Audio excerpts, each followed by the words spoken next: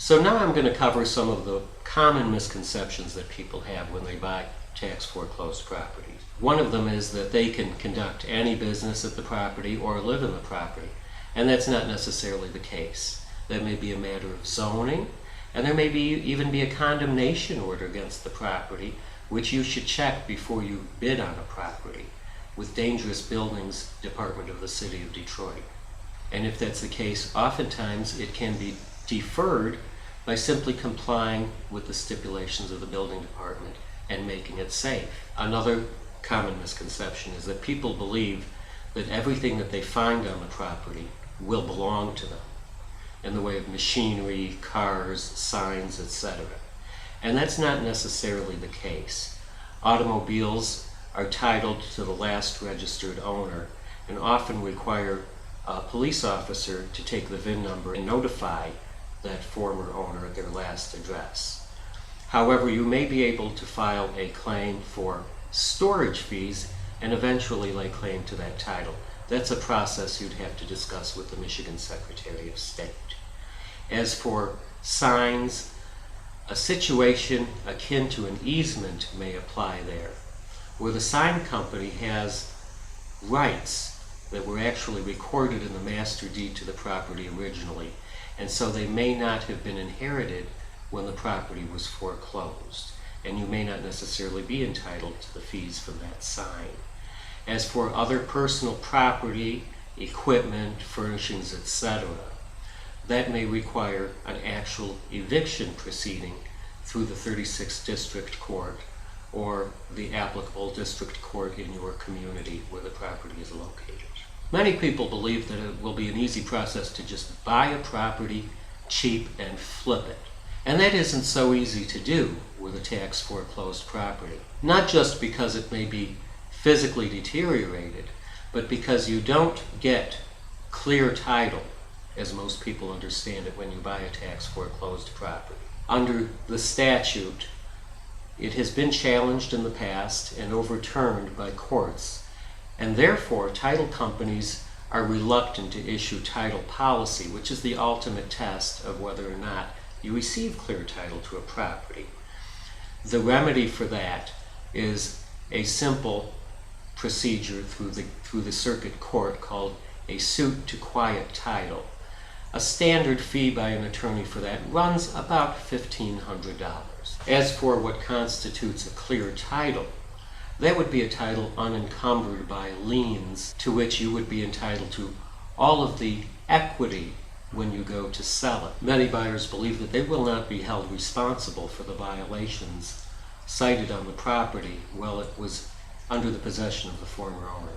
And that's totally untrue. The property will still have to comply with the current ordinances and codes in force in the community where the property is located. And you can find out what violations are currently on file at that property by visiting the local Building and Safety Engineering Department of either the City of Detroit or the suburban community where the property you're buying is located.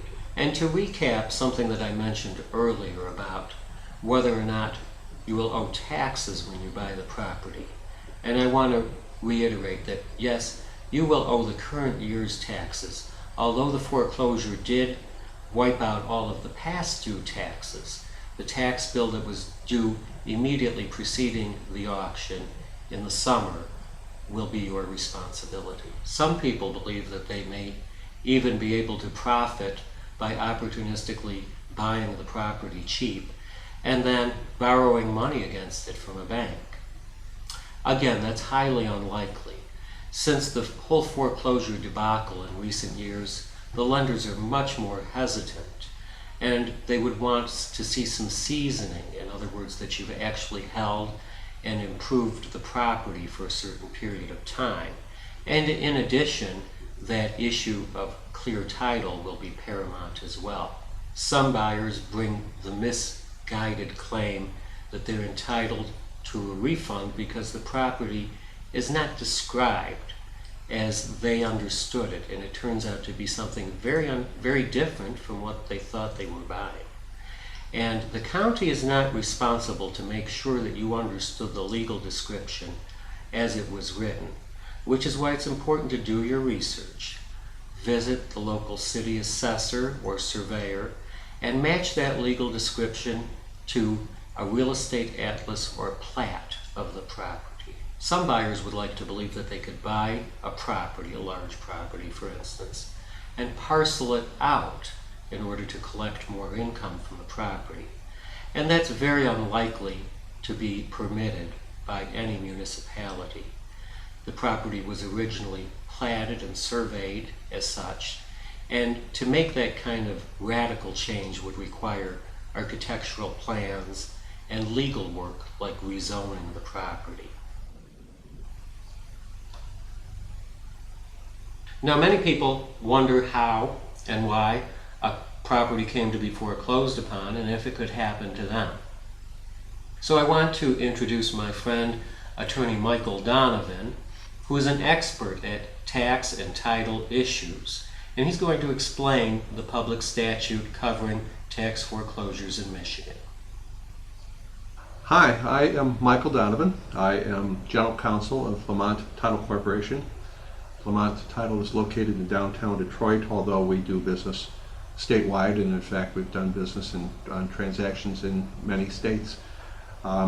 We are mostly a commercial title company with an emphasis in urban rehabilitation. We have been downtown since 2002. We like to think that we've played a role in the revitalization of Detroit. And we deal with a lot of Wayne County properties. We deal with a lot of problems with Wayne County properties. And one of the problems that we deal with is the issue of tax foreclosure. Title insurance is a peculiar type of insurance. Unlike auto insurance or health insurance, there's no annual premium. Title insurance is generally desired by someone who is purchasing some real estate or by a lender that is making a loan on the real estate and is going to secure it with a mortgage. They want to know that there are no title issues, because if they ever have to foreclose on the property, take the property back, they want to know that it has clear title. There is the possibility that someone is going to sign a deed, but that person is an imposter. Well, title insurance protects against that.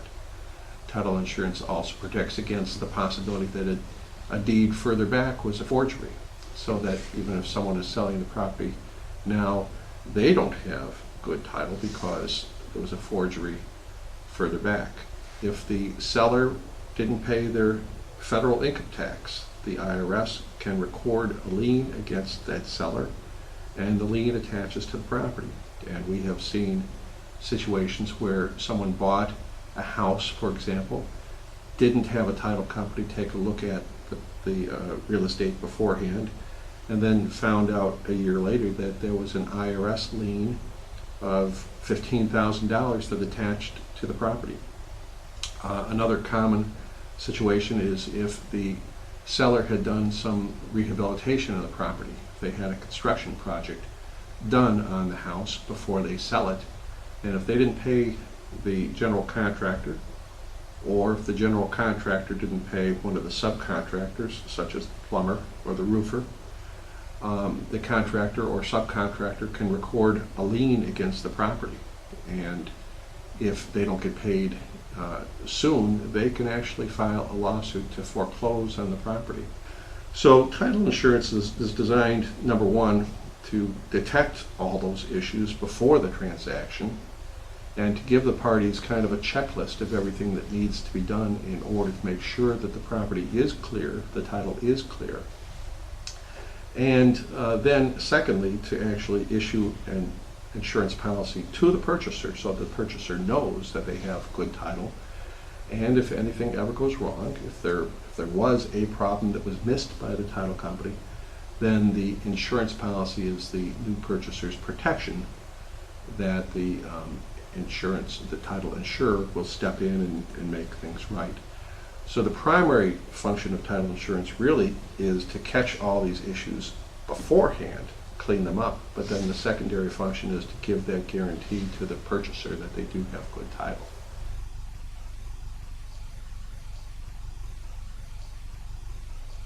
As someone interested in buying tax foreclosed property, the question is, what do I need to be concerned about? It's generally not going to be possible to research a particular property before the auction because most people go not really knowing yet what properties they want to bid on.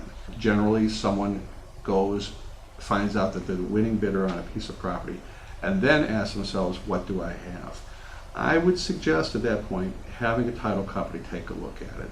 Let the title company tell you right then if there are any issues, IRS issues, construction issues, and let the title company also take a look at how good the foreclosure process was. Did the treasurer send notice to all the people that were required to get notice?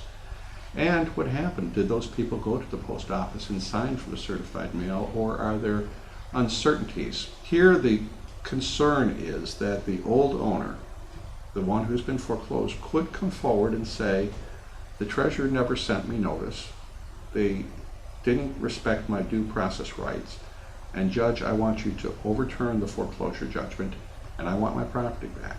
A tax sale purchaser is wise to try to find out right up front whether there are any uncertainties with the property.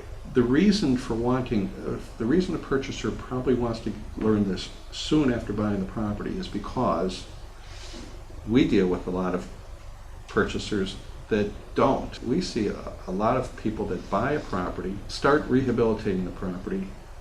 4 months later, they're done with all the repairs. They go out, they find a real estate agent, they find a buyer, they enter into a purchase agreement, and only then do they come to a title company. And then we have to tell them there are problems. There are problems which could have been discovered earlier, but you didn't do it earlier. And now there are problems that might interfere with the purchase agreement.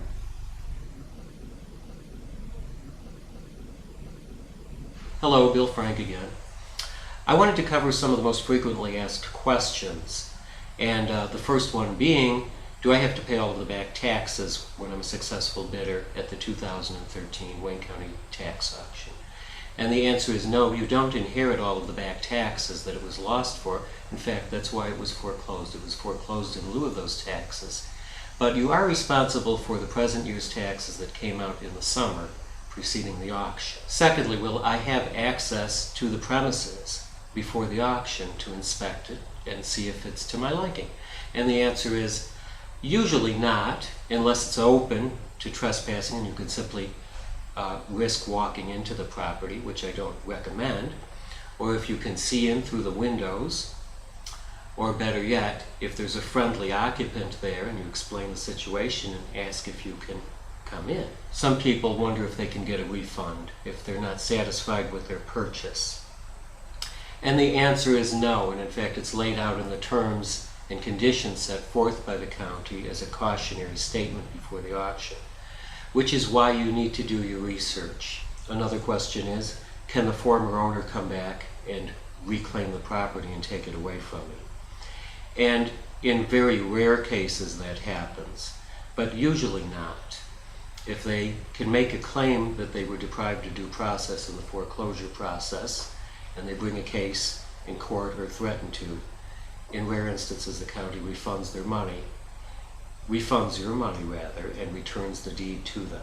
Will I be responsible for unpaid utility bills left by the former occupant of the property? The answer is no. That does not run with the property. Utility companies don't have any claim or lien against the property. In fact, as for the water bill, that was a government service, and it was tacked on to the old tax bill, which is what it was foreclosed on for. And so you can take your deed after you buy the property to the water department, and they will erase that old balance and put in a new meter for you. What if there was a mortgage on the property? Well, the mortgage companies have no more right to claim that property than the former owner did. In fact, they were secondary in the chain of title. And so when the owner lost their property, the bank lost their interest in the equity too.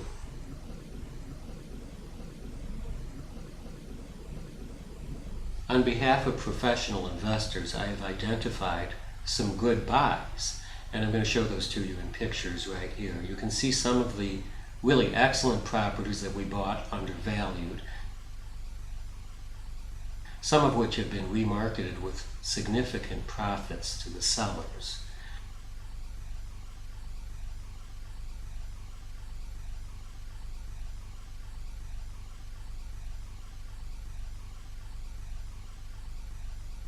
There has been a combination, some undeveloped land, some land with good development potential, sites on main streets, commercial buildings, industrial buildings, and residential homes and multifamily as well.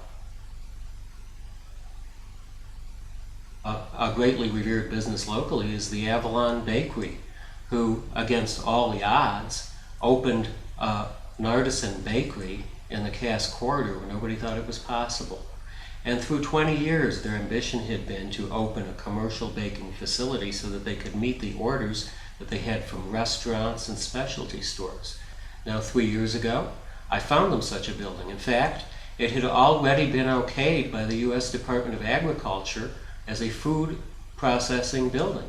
And after $1 million of interior renovations, here's what they have now. We have a first-class baking facility in the city of Detroit, employing people in the inner city.